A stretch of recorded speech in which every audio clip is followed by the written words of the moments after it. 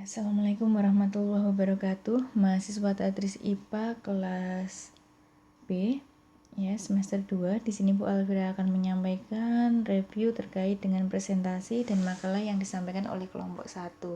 Di sini saya memberikan apresiasi kepada kelompok 1 karena mampu melaksanakan tugas dengan presentasi dan mengumpulkan makalah tepat waktunya, gitu ya.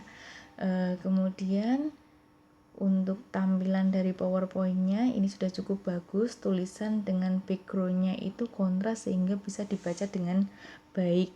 Ukuran font-nya juga cukup jelas ya, sehingga bisa dibaca dari awal sampai akhir dengan jelas. Kemudian ditambahkan dengan background membuat materi ini lebih tidak membosankan ya, lebih menarik untuk disimak dari awal sampai akhir. Hanya saja waktu ketika presentasi ini cukup singkat. Seharusnya dari pihak penyaji kelompok 1 itu mampu menjelaskan atau menguraikan materi-materi yang sudah disampaikan pada PowerPoint. Bisa dengan menambahkan contoh-contohnya dalam kehidupan sehari-hari atau contoh-contohnya pada pendidikan di Indonesia. Pada bagian yang disampaikan oleh Mbak Lia ya, di sini ada unsur-unsur ilmu pendidikan. Nah, bisa Anda sampaikan contohnya. Saya rasa ini akan mudah ketika dijelaskan. Ada pendidik. Nah, pendidik biasa disebut dengan guru atau bagaimana gitu ya. Contoh-contohnya di Indonesia seperti apa. Kemudian orang yang dibimbing, peserta didik ya. Nah, ini harusnya bisa dijelaskan satu persatu interaksi antara pendidik dengan peserta didik. Tujuan pendidikan mungkin Anda bisa menambahkan undang-undangnya ya. Tujuan pendidikan ada di mana, di UUD kan juga sudah ada tujuan pendidikan, pengaruh yang diberikan dalam bimbingan. Nah, seperti itu bisa disampaikan semuanya. Ya, jadi tidak hanya membaca materi yang sudah ada di PowerPoint. Tolong diingat untuk kelompok 2 dan kelompok-kelompok selanjutnya agar ketika presentasi Anda lebih variatif, tidak hanya membaca materi yang ada di PowerPoint. Nah, untuk penyampaiannya Mbak Lia dengan Mas Dulgoni saya rasa sudah cukup jelas ya. Kemudian wajahnya juga jelas, suaranya itu lantang, tidak pelan-pelan, tidak bisik-bisik gitu ya. Nah, untuk semester awal saya rasa itu sudah bagus. Nah, kemudian untuk mahasiswa yang lainnya ini juga saya berikan apresiasi yang bagus karena sudah mengomentari, memberikan tanggapan dari presentasi yang sudah disampaikan oleh kelompok 1. Dan terima kasih juga untuk penyaji yang sudah membantu saya merekap siapa saja yang tidak ikut berkomentar dan membantu dengan menjawab tiap tanggapan dari teman-teman yang memberikan tanggapan. Terima kasih. Oke ya. Nah, ini untuk presentasinya. Kemudian ini ya, dari makalahnya. Kita mulai dari awal ya. Nah, ini dari makalahnya. Tampilannya seperti ini, masih banyak yang salah tulis ya, mungkin ini juga beberapa copy paste dari tugas makalah sebelumnya. Nah, nanti kita cek saja mana saja yang salah tulis.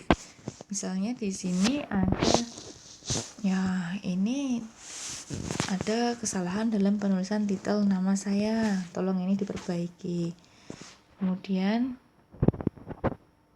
kita cari ke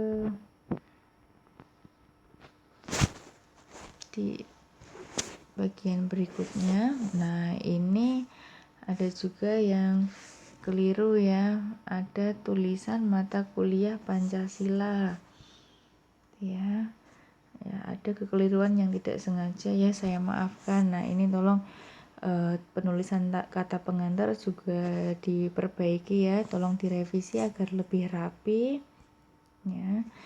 Tapi ini sudah bagus karena sudah melaksanakan tugas dengan baik, tepat waktu. Menurut saya ini juga sudah menjadi poin positif bagi suatu kelompok. Nah, ini fontnya yang daftar isi saya rasa ini menyesuaikan di HP saya ya. Kemudian untuk pendahuluan ya tolong diingat kelompok 1 dan mahasiswa yang lainnya. Di sini ada latar belakang. Latar belakang itu bukan berisi pendahuluan suatu materi.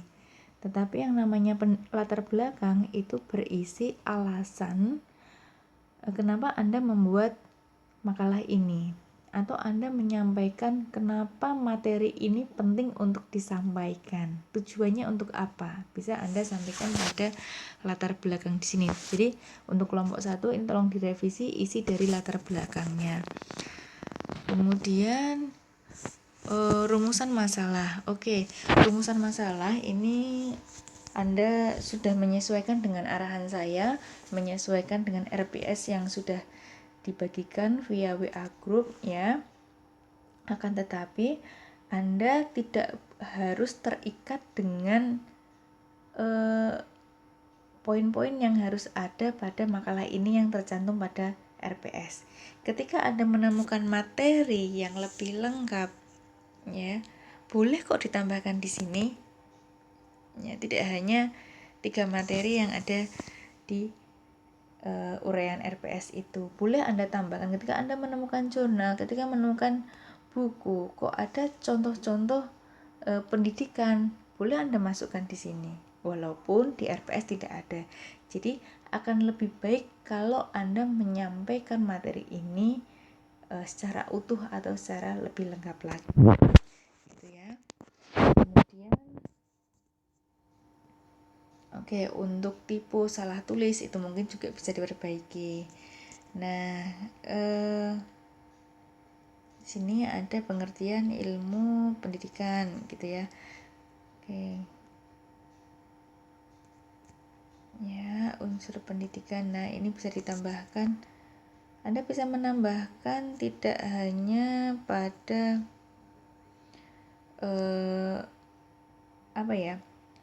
Misalnya satu materi ini hanya diambil dari satu buku, gitu ya. Referensinya dari satu buku. Anda bisa kok mengutip atau mengambil citasi dari beberapa referensi. Misalnya di sini Anda mengambil dari buku maupun jurnal. Bisa di sini ditulis citasi 1, kemudian sini 2. Artinya ini diambil dari 2 referensi yang berbeda, gitu ya. Jadi dikombin antara referensi 1 dan referensi berikutnya. Kemudian ini bisa 3, 4 dan seterusnya. Kemudian misalnya Anda di referensi yang keempat ini Anda tidak menemukan contohnya, di 1, 2, 3, 4 tidak menemukan contohnya. Anda bisa mengambil di referensi yang kelima. Oh, ada orang-orang yang membimbing, contohnya apa, kayak gitu. Diambil dari referensi yang kelima, boleh. Jadi semakin lengkap itu semakin bagus. Saya rasa untuk referensi materi ilmu pendidikan ini tidak cukup sulit untuk dicari ya.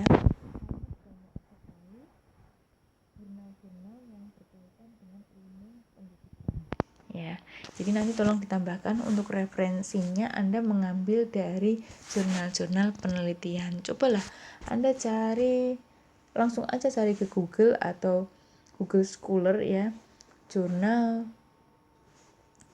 unsur-unsur ilmu pendidikan, jurnal pengertian ilmu pendidikan, udah gitu aja langsung muncul sangat banyak sekali, sehingga Anda akan memperoleh materi yang banyak untuk dimasukkan ke dalam suatu makalah.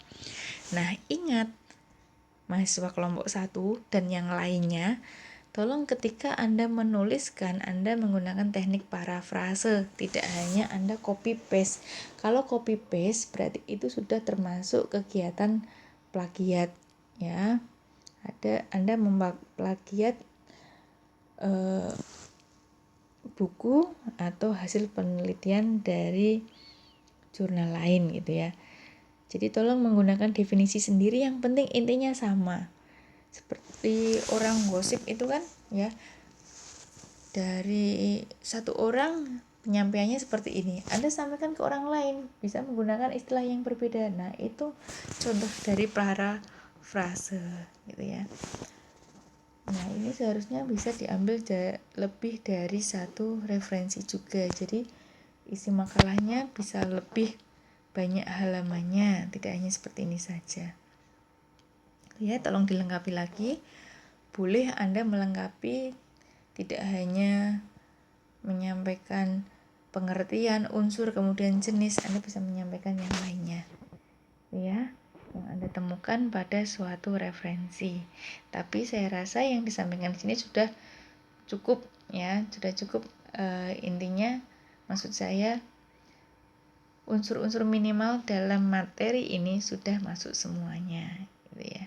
Nah, jangan sampai kelompok-kelompok berikutnya itu lebih buruk ya dalam penulisan makalah dan penyampaian presentasi dibandingkan pada kelompok 1.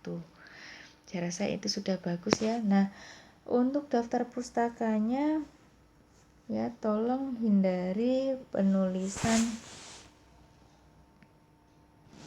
referensi yang tidak bisa dipertanggungjawabkan. Misalnya, seperti ini, tolong disebutkan penulisnya siapa, penerbitnya siapa, seperti itu. Kemudian gunakan format penulisan daftar pustaka yang baik dan benar. Ini kan sebagian besar masih diperoleh dari buku. Dari buku pun Anda penulisan formatnya juga masih, penulisan format daftar pustakanya juga masih belum lengkap, belum ada tahun, kemudian belum ada tahunnya. Ya, mungkin ini bisa ditambahkan dengan jurnal-jurnal penelitian dalam pengambilan referensi. Begitu ya. Terima kasih untuk kelompok 1, terima kasih untuk mahasiswa yang lainnya sudah berpartisipasi aktif untuk mengikuti perkuliahan ini. Semoga kedepannya perkuliahan ini akan semakin bagus ya, semakin baik, dan ilmu yang kita peroleh bisa kita manfaatkan. Terima kasih semuanya. Saya akhiri, kurang lebihnya mohon maaf. Assalamualaikum warahmatullahi wabarakatuh.